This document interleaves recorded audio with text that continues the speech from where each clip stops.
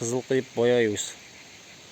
Ассаламу алейкум, урматтуу туугандар. Балдар керек гиласты боёгону. Гиластын баасы түшкөт элек, бояп сатып бериш керек болуп атат. Жигиттер кармагыла мына. Боёйсуңар. Ассаламу алейкум, урматтуу багбандар. Эки нерседен эч качан адашпаш керек. Биринчиси сорт тандоодо, экинчиси тамыр тандаганда. Биздин көчөттөрүбүз мынтип гүлөй баштады. Эмне себептен сорт тандаганда адашпаш керек. Эгерде эрте бышчу жерге кечки сортторду тигип алсаңыздар, анда гилас бышканганча бат түшөт, экинчиси ысыкта гилас жумшап кетет. Эгерде тамырды туура эмес отургузсак, эгерде таштуу жерге кизеле 5, кизеле 3, 4 отургузуп алсаңыздар, анда ал жерде үс албайт. Мөмө дагы жалчытып бере албайт. Ошондуктан ал жерде болбойт. Эгерде өтө семиз, сууну жакшы кармаган, ошондой топуракка магалепке окшогон, жосом күчтүү өсө турган тамырларды тигип алсаңыздар, анда көп жылдап гана мөмө берет. Ошондуктан ушул эки нерседен адашпашыбыз керек. Туугандар, быйыл кандай болду айтайынбы? Кайсыл жакта кайсыл көчөт тренд болду? Ысык көлдөн баштап келели. Ысык көлдө Кордия Регина жылда ошону жакшы сурайт. Демек, аякта жакшы болушу мүмкүн. Андан бери келатканда чүйдө анчалык сурабайт. Токтогулдан баштайлы. Токтогулда Кордия Регина көп тигишиптир. А бирок мөмөгө келе турган болсок, кыйла сейрек, кыйла аз.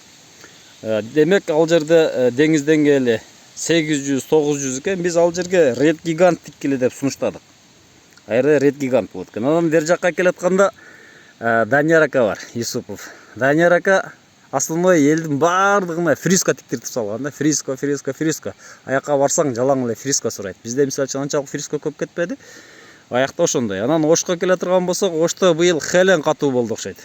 Сурагандын бардыгы эле Хелен, Роял Хеленди сурашты.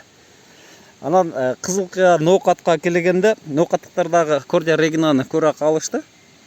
Анан Кызылкыяга өтө баштаганда мына ушул Валина деген сорт бар. Свит Валина.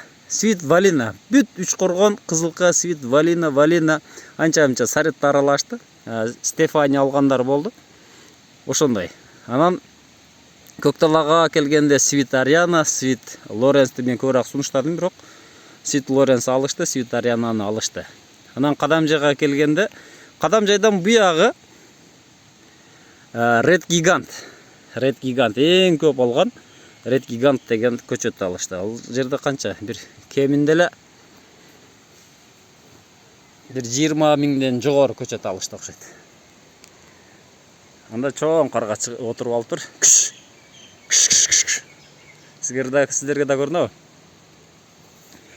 Анан Баткенге келгенде, Баткенде Свит Ариана, дагы Роял Тиаго, Эрли Лори ысык жердегилер ошол гиласты алышты. Анан Лейлектегилер болсо, көбүнчө Ред Гигант, Фриско, Эрли Лори, мына ушул көчөттөр кетип атты. Туугандар, бул гиластагы өзүнчө бир агро тармак, эрте бышат, эрте акча болот. Мисалга кечки алманы отургузуп алып, аны багып, андан кийин алып барып сактап саткычакты буну кечки бир июлга чейин кутуласыздар.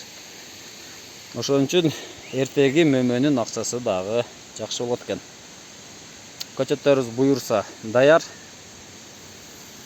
Көчөттөрдү кийинки жылга чыгарабыз. Мерабулан S29 деген тамырдагы полукарлик биздин көчөттөрүбүз. Сиздер менен Багасыр Кыргызстан каналы болду. Тынч аман болуңуздар туугандар. Гиластын баасына жазып коюңуздар, канча болот сиздерде.